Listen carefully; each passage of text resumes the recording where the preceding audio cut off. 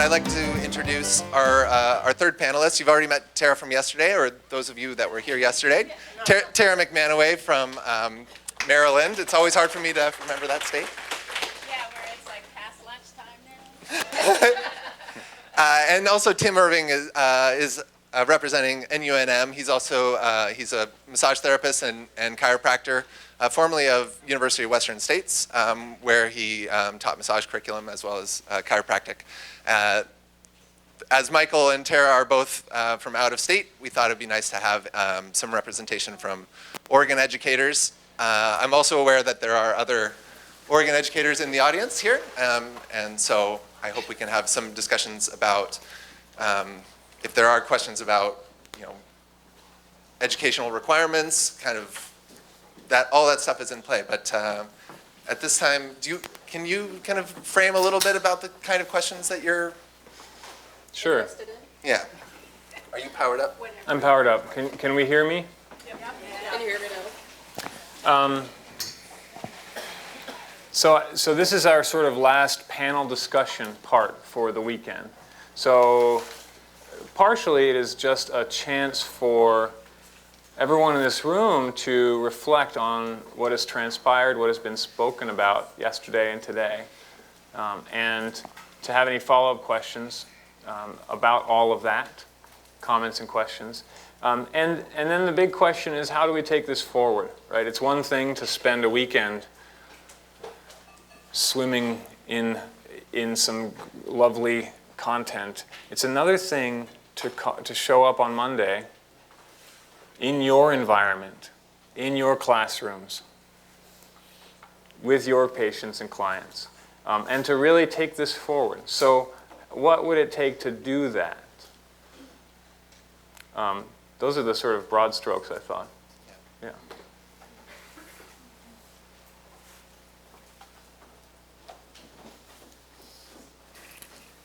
But don't be limited to that.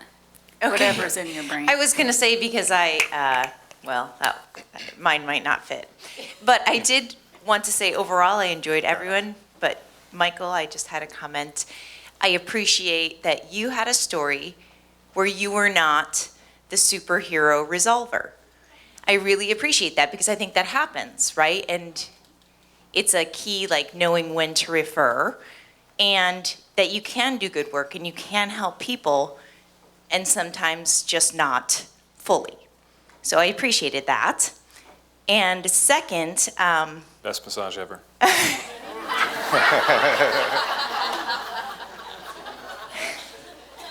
Second, I have had clients who've had homework from PTs of nerve flossing.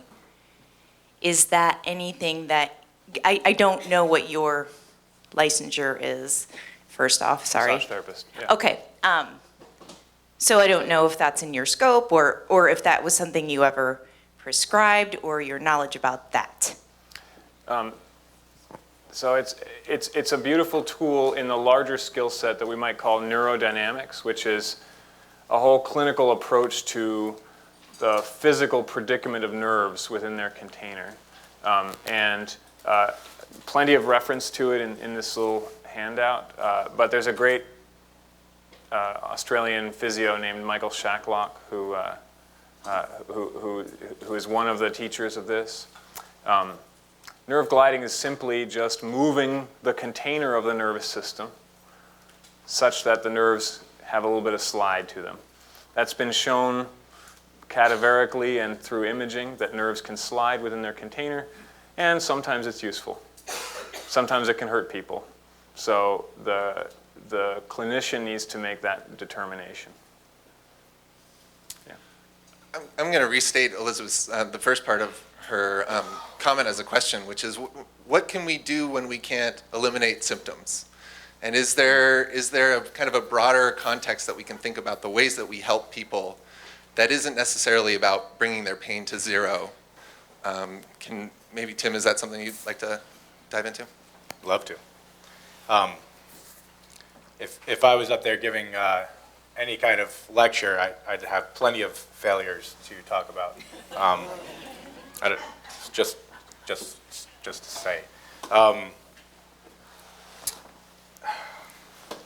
I think when we frame hands-on work, especially massage therapy, in within a biopsychosocial paradigm or container, it allows us to look at the symptoms differently too.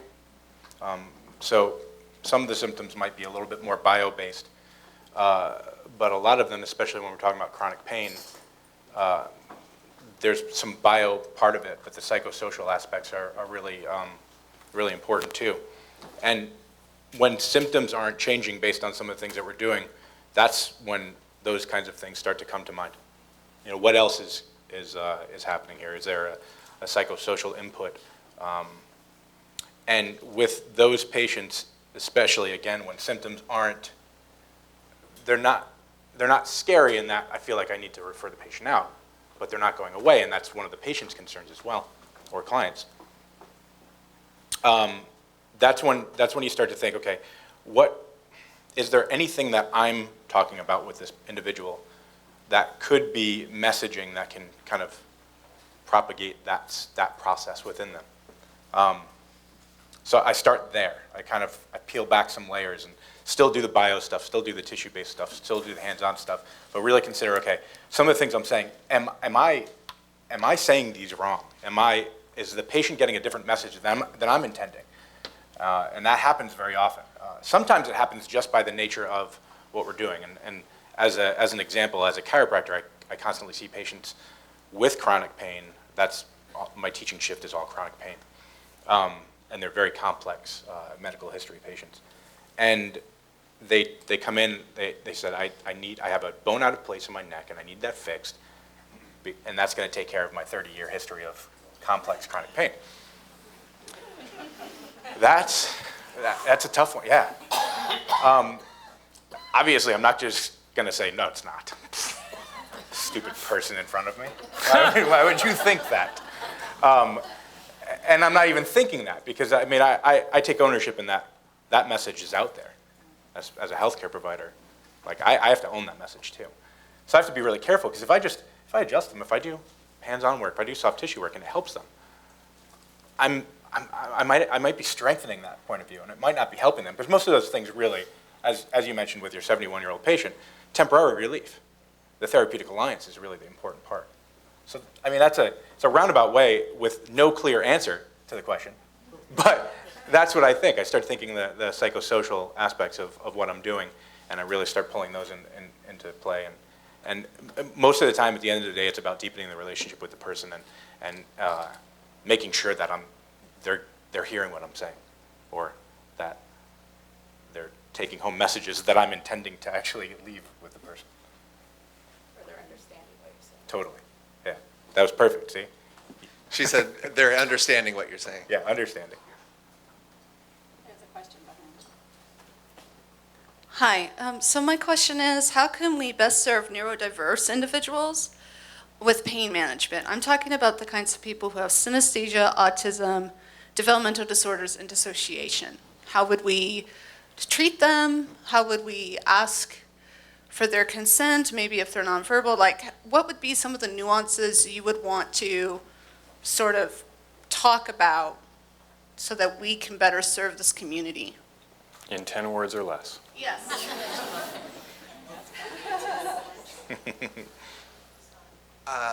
There's a request for the speakers to stand when you're responding, just for this half of the room. Behind the podium. I don't know, would it help to slide the tables up? Or slide the podium back? We could move the table up and the podium Oh, slide. look at that. The podium going back will help. When I lecture in this room, I constantly lean against that and then fall. It's just Hi over there. Good to see you. That's better. So who's jumping onto that? I think you just did, Tara. No, I wasn't for you. She said she can't hear me, and what I said wasn't for you. I was trying to pass the buck. So I think you ask a really important question, because we do, as I said yesterday, we tend to teach to the 40-year-old white male anatomy. We learn that, and we assume they're psychologically sound, if you will, and that they are neurotypical. And that is not the case. Clients come to us because they're looking for hope. And I want to say this over and over again. I have to pick up on the things you all are saying, is that we're providing temporary relief, but we're also providing hope. You know, it's kind of the point yesterday. It's placebo effect is really useful when you're not doing research. When you're working in a clinical setting, providing some sort of hope, placebo effect, if you will, to allow people to move away from where they are to imagining something else, and then as the psychosocial pieces begin to fall out, then maybe they can reframe their existence, they can reframe what the pain means, and then reframe whether they need to have 100% pain relief or learn to live with the pain. And I think our goal might be to help people with intractable pain to learn to live with it. But that wasn't your question. So the question that you're asking is, how do we work with that diverse community? Ask. You know, ask. They are the best skilled people to be able to tell us what they need. And you said nonverbal, but there is a caretaker who knows how to read them, if there's a very good caretaker. So ask the caretaker, or remove the caretaker and ask the client, because sometimes the client will communicate with you because they've been relying on the caretaker. I recommend working with the occupational therapist, because they are the most skilled to do this kind of work, and they start with them very, very young to help them develop skills to survive, not to stop being neurodiverse, but skills to divide. You know, we're a neurotypical designed world, right? We're a, sorry, only woman on the panel, we're a male designed world, right? I did better yesterday. It's okay. I'm cool. You know, I think that you are very aware that there's a need, and I would recommend that, you know, the best thing you can do with any client that you don't understand is to ask. Okay. Just a note on that is, sometimes you need the time. So if you're in a treatment paradigm where you think you only have 5 minutes to do an intake, there are times when you will need more time than that. And if you're the 5th massage therapist the person has seen, like, they might celebrate you for taking more than that time to get to know their world. Yeah, it's absolutely okay to say, this sounds like it's gonna take a little bit more time. Let's take that time because it's important, and then we'll get to the work when we finish. Well, isn't there also for icing and massage, that you have to have a mind-body connection? So some people, it's really hard to be able to function as a therapist, because you have to have that mind-body connection so that they can realize what's happening to their body. I had a patient that was dementia, and I worked on her for several years, and towards the end of it, and through the whole time she did have dementia, but towards the end of it, it got to be she didn't know why she was there anymore. She knew she had to come in, she knew she had to take clothes off, but then she didn't know how she had to have the pain, because her body required a little bit of pain to get it to release. So, go with that. Did you see a question in there? I'm not, yeah. Okay, take it. I knew I was helping you. So while you were talking, it reminded me of some conversations we've had about whether you can do touch therapies with people in comas. Right. Yes, and yes, you can. They've actually measured that there is a response. What is it we're trying to do here? Or what are we trying to fix with someone in dementia, aging? Tell me nothing, okay? Right, we're not trying to fix anything. We're trying to do comfort care. We're trying to keep them grounded. We may be helping the caretakers of that family member feel better. about that someone is taking care of them. The same thing if you're working with someone in a coma. It may or may not be, it's not going to bring them out of the coma per se, but it is going to bring comfort care to everyone. And so getting out of the fix mentality, what are we able to provide? So we're able to provide how many years? 3 years of work with a client? 4 years? 6 years of work? I mean, that's nothing to sneeze at. That's amazing that you were able to provide that. And maybe they sleep for 15 minutes more after you touch them. Sleep helps the brain regenerate. Can we fix dementia? No. But can we give them sleep?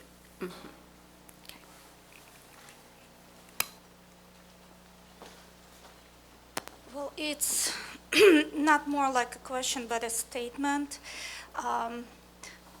What I really found out that massage therapy profession, it's not only feel good comfort.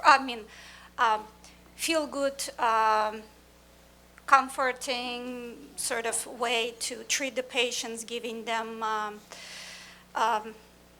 peace and joy and some place to reveal their pain. But also sometimes we are the chain. We are the piece of the big puzzle. I had a patient who came to me in tears. She was limping. She was diagnosed by her PCP with piriformis syndrome. And she said for the last 5 months, she was suffering bad, and it's getting worse. And she's been sent to the physical therapy. And I asked a simple question. I said, there was any MRI done? She said, no. I said, the doctor evaluated you. Did they giving you the test? She said, no. And I said, well, why would the doctor decide you have a piriformis syndrome? She's like, because I have a pain here. So after I evaluate her, I said, I'm not supposed to give you any diagnosis, but my advice to you, please do see a neurosurgeon or orthopedist, and definitely you need an MRI. To my opinion, yet again, it's not diagnosed, but I feel like you have a deeper gluteal syndrome with a lack of nerve, which cannot be done by me. I can't make you feel better. This is a surgical procedure you need to have. And of course, that was the case. After an MRI, she was scheduled for surgery ASAP. They said a few more months, and she would not start feeling her leg. That was such bad condition already. And after surgery, she came back to me for a rehabilitation process. And of course, after this, now she moved to Hawaii. She said, I completely changed my perspective on massage therapist, because you're not only doing foo-foo stuff, you actually know something.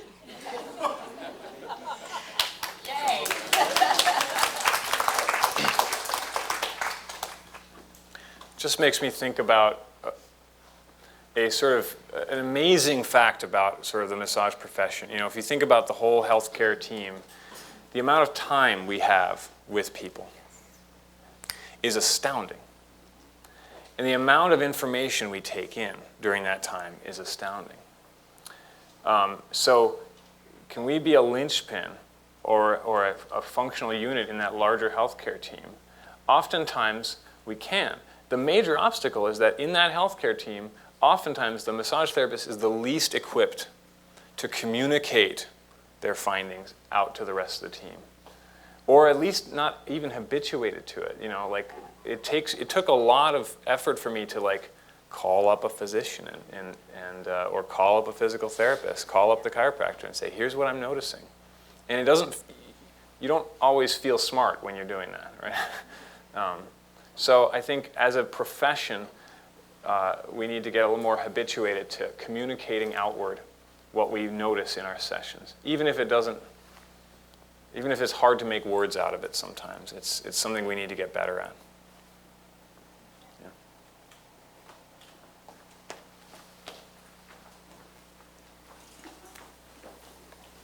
Hi, I just have a overall question, because he's asking, how do we move forward? I work in the spa industry, so this doesn't really relate.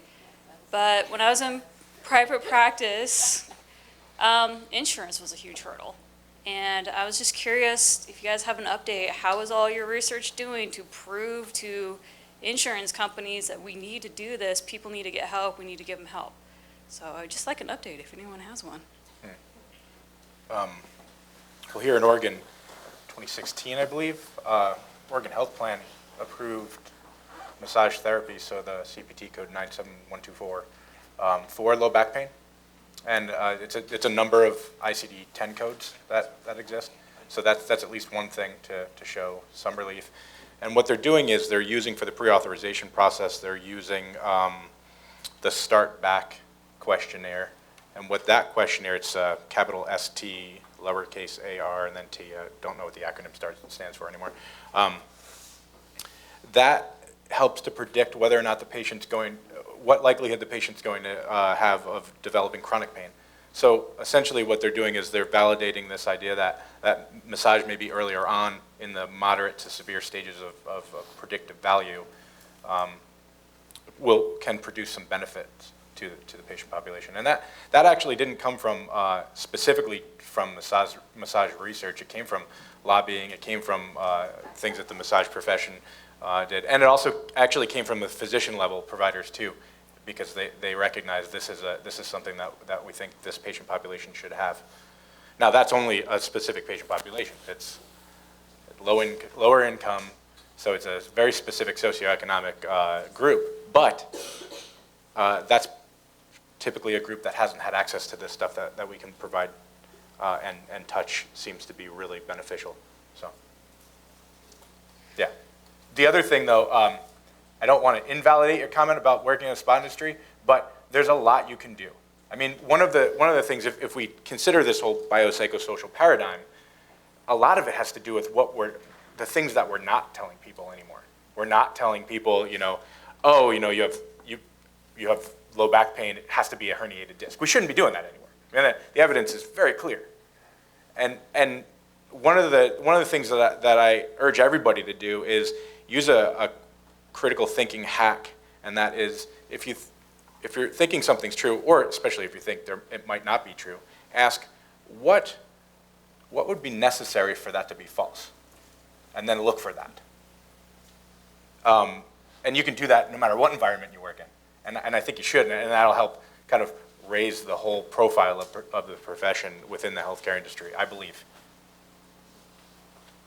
I'm in the back here, and just to follow up on the insurance question, I will touch on that a little bit in our annual meeting in terms of a couple things that we have going on here at the local level to try to nudge us in that direction of broader coverage and better insurance rates, because with Medicaid reimbursement rates at like $24 an hour or whatever, it's the pool of massage therapists that are willing to work at that rate is pretty minuscule, and I think so access is still a real challenge, but we are kind of making some steps in terms of some of the first steps in terms of demonstrating the effectiveness, the cost, especially in terms of cost effectiveness relative to a surgery that the outcomes aren't that great depending on what you're talking about. Something like non-specific low back pain, the cost effectiveness of something like massage might be a really powerful way to go. Just a thought on the insurance thing. I come to think that it's a sign of a maturing healthcare profession that you have chronic frustration with the insurance. There are many, you look at any healthcare profession, and the process, at least in the US, of getting a larger healthcare system to understand what you do and the value you provide, and then bring that to bear on a specific patient, that's a hard problem. And lots of things need to come into play for coverage to expand and for people to get the care they need. Probably it will not be a quick fix for you to feel like you're getting paid enough and the patients that really need it are going to get it. A lot of problems arise, even when there's expanded coverage. So in Washington State, there are plans now for that to the patient-facing end of things say that we cover massage, and the patient says, I've got 12 sessions a year, and then they go to their primary care and say, find some way to get me a massage, and then they get denied payment because the insurance company has a fairly constrained view of what massage is for and and so problems abound. The reason to do it, as far as I'm concerned, is to get the care to people who need it. So if you're looking to make a ton of money, or if you're looking for dignity or respect, get that elsewhere. If you want to serve people who couldn't otherwise pay for the care, that's the reason to get expanded coverage, I think. Yeah. So can I dive into that really quickly? Because I'm going to talk to you from the perspective of being a licensed counselor, which is covered by most insurance companies. And it's really fascinating to me having two careers, right? I have the perspective of the conversation that goes on in the counseling field. You have the chiropractic field, right? You have that perspective.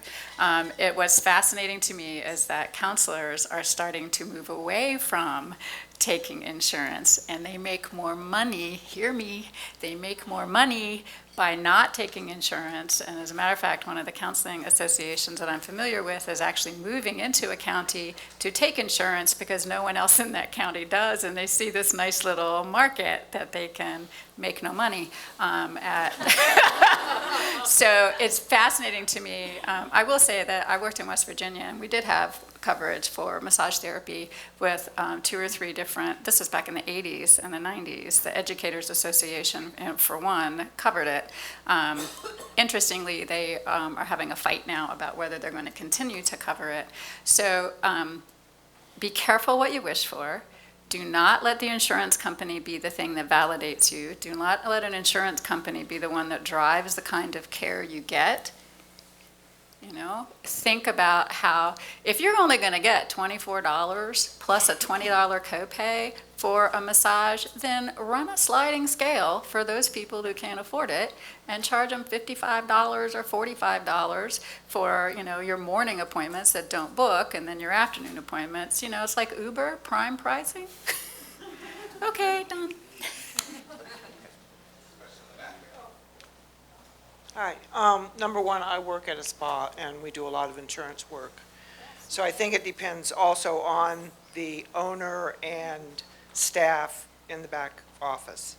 We have an excellent insurance manager who does a great job for us.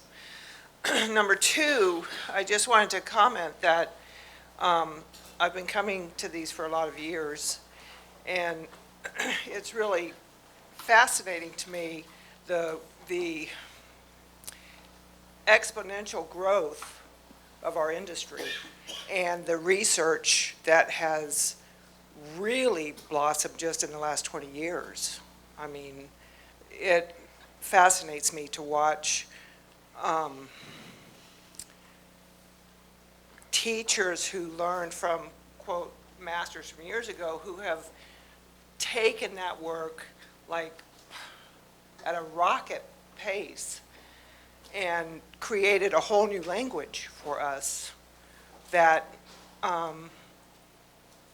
it makes my brain explode.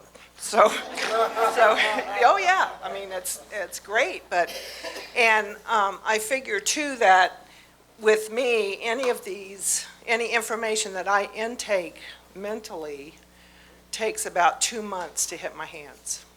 So any of you younger ones who are like, oh my God, I'll never remember this, you will. And it'll just come out without even realizing it. So thank you very much.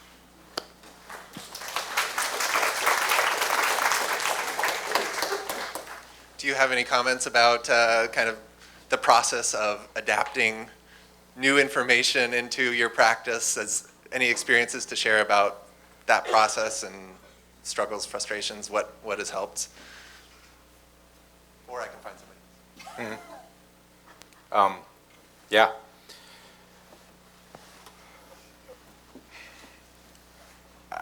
I think probably one of the most important take-homes from this weekend is deepening your perspective of all of this information. Each one of you is going to have to tweak what you learn based on what you're doing, but then there's going to be a feedback loop, so you can tweak what you're doing based on what you're learning too. And that's a process, and you have to be open to that process happening.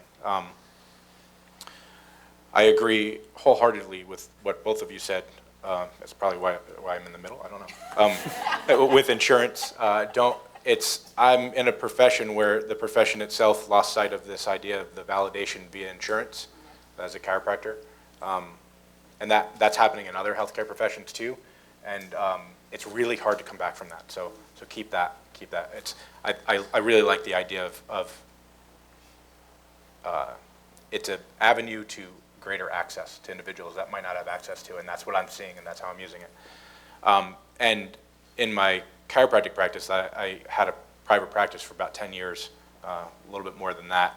One of the things I would do is I would sit with people, sit with patients. I had a couch, another couch. We'd sit, we'd talk. Sometimes we'd get up, walk, go get coffee, come back, get on the table. And that whole process wasn't that long. The coffee shop was just around the corner. I did that strategically because I like coffee. Couldn't work without it. And that process I couldn't do in a purely insurance model. So I still did it because it was beneficial, and my patient population was like, I wouldn't give this up for anything.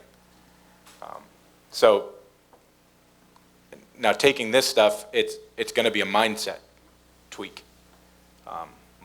tomorrow morning when you see clients, the proverbial Monday morning.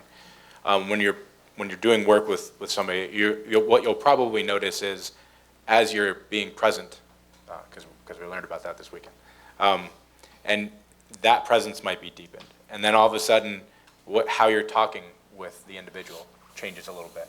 And how you're marketing yourself on your website is more inclusive and a little bit more in line with kind of the diversity values that hopefully are expanding within the profession. And then 3 months down the road, you realize, wow, I'm actually doing something different with my clients, a little bit differently, the way I'm interacting with my hands and the tissue part. And that process happens. So I think I mirror your sentiment about you'll probably be more surprised than you are, like, how do I do this tomorrow? Well, 3 months down the road, you're like, wow, that just happened. And I've probably been doing it for 3 months. I didn't realize that. I'm giving a lot of cryptic answers. Give me a yes or no question. Yeah, I love it. That's great. Well, just one more comment just about that real quick. Sorry. When it comes to research translation or implementing new findings, this is, it's drinking from a fire hose, but it's also pacing yourself. Research is people, right? So get yourself in a community of people, online or in person, or show up in a room like this, and filter this down. And then your being will be more important than your doing around it, right? My grandfather was an internist down in LA. He started practicing in 1948 and retired in 1996. And every decade it was a new profession. And his scope was as wide as it can be, right? And so there's no way to update your clinical practice without being in a community with other people who are talking through it, sorting through it, prioritizing the information. So whether it's in person or online, have a community to help sort through this data. Speaking of data, do you guys have a resource you would recommend for muscle testing? Muscle testing. Just like the sciatic test that you mentioned and other sort of things like that. Gotcha. So maybe like even broader, like orthopedic testing. For neurodynamics, I would probably pick Shacklock's book and The Sensitive Nervous System by Lorimer Moseley and Butler. Yeah. Those would be for the neurodynamic tests. They go way more in depth than a typical orthopedic test for a lot of that stuff. Orthopedic test-wise, Chad Cook has a really good evidence-based orthopedic text.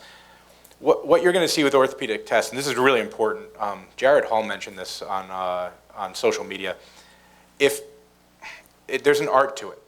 And I'm probably speaking of the choir to some extent, but it's really important to understand that not one test by itself has a very, very poor ability to predict and or show anything. So start diving into things like clinical prediction rules. And Physiopedia is a really good resource for that, clinical prediction rules.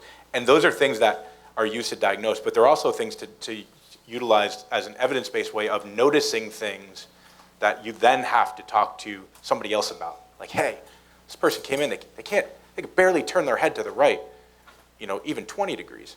They're having symptoms down their arm that seem to be in a very specific pattern. When they cough or sneeze or bear down, they're having those symptoms. I think maybe a second look at this is warranted. And communicating just like that is really important. When you talk about validation and things like that, when you don't feel very smart when you talk to other individuals, if you just go with the objective findings and like, here's what I'm noticing, that's a godsend as far as business stuff goes too. So just keep that in mind when it comes to orthopedic tests.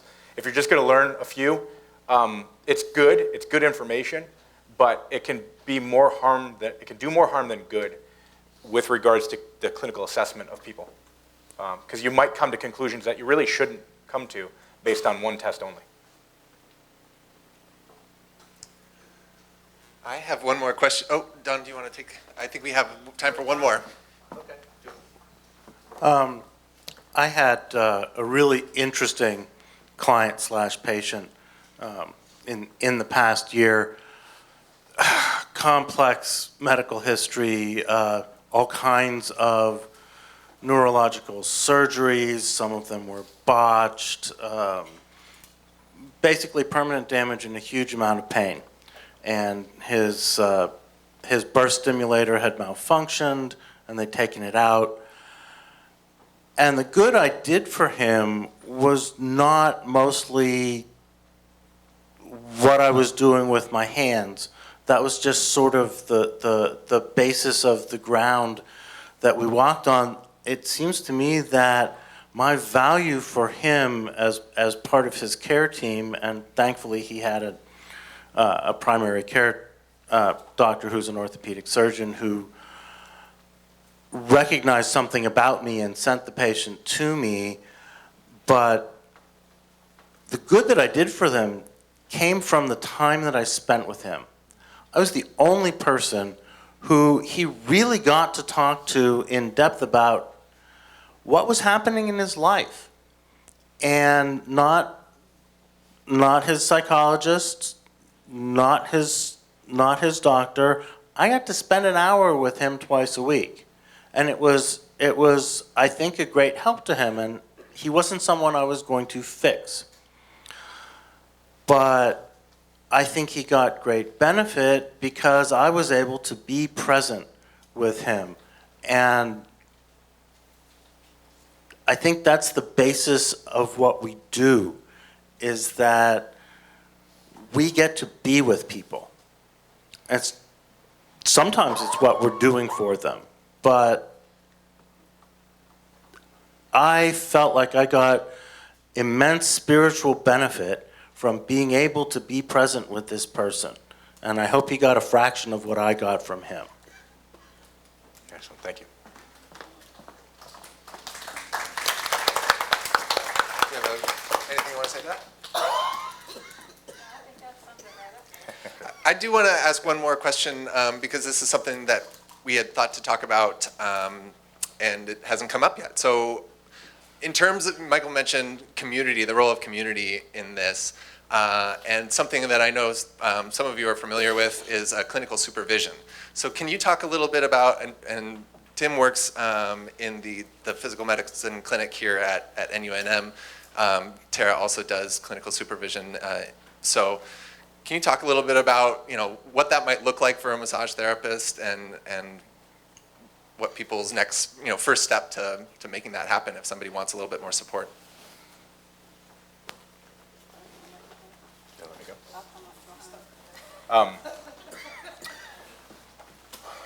As far as I know, in this area, there's nothing kind of institutionally set.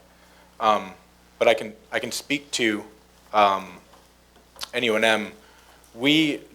Very often we do get clinical shadows from other institutions and probably from other professions as well. One of the things that I did as a massage therapist is I would just ask, like, can I come hang out with you for the day and see things? You know, there's HIPAA rules and things like that, but usually they're pretty easy to kind of abide by as long as there are a few kind of parameters set forth. So I would maybe talk to probably a teaching environment or a teaching clinic would be a little bit of an easier sell for that kind of environment, but any healthcare provider can as well. You know, I think there needs to be a little bit more peer-to-peer mentorship as well with massage therapists. Just see what each other does. You know, talking about it versus seeing it is very often different. You know, we have different perspectives on the way that we take in information. I would be open to more talks as well, as far as things that we can do here at NUNM if possible. But I know that NUNM and then the chiropractic school and even some of the Oriental medicine schools or classical Chinese medicine school here at NUNM might be open to having massage therapists come in, so at least you can see that stuff. But I know that other healthcare providers are too. I mean, I sat in on multiple knee surgeries as a massage therapist in Colorado. I'm going to bring up the end on that. So Farah Tucker, who was here yesterday, I really thought she would say something about that. She does supervision, and she didn't. And so I'm going to give you a little context. So supervision, what is that? Right? So mental health professionals, physical therapists, they all do supervised rotations, supervised internships. Supervision is not like a boss over you. Supervision is a case consultation where you bring in maybe your more difficult cases, and not only are you talking about the case, but you're talking about how it's impacting you, and how it's impacting you is impacting the client. So sometimes it's our messiest stuff, and sometimes it's our easiest stuff that maybe we think we're missing something. Doing that by either a clinical rotation, like doing grand rounds and taking a case and everybody doing that. And you can, you can create opportunities for grand rounds in hospital settings where you're following an interdisciplinary team around to see what they're doing in the hospitals, see what they're doing in the occupational therapy clinics and that kind of stuff. So it's a professional relationship. It is not counseling. Nobody is then making you navel gaze about yourself, but it's thinking about your therapeutic relationship, your therapeutic presence, and then what you're doing that's getting in the way, and what is that client is doing, punching your buttons, because they do. I mean, there's some people you love to see coming, and there's some people you're like, okay, you're here again. I know you need me. Breathe, it'll be fine. And those are the ones that we need help with. We need help to figure out how to care for this person without feeling like it's diminishing ourselves and feeling like that we are enhancing both of ourselves, because massage therapy is a very giving field. We give everything we got for 4 or 5 hours, 6, 7, 8, how many hours do we do this? A day. And to really do some self-care, I think I had a conversation earlier, self-care includes talking to somebody and debriefing this stuff.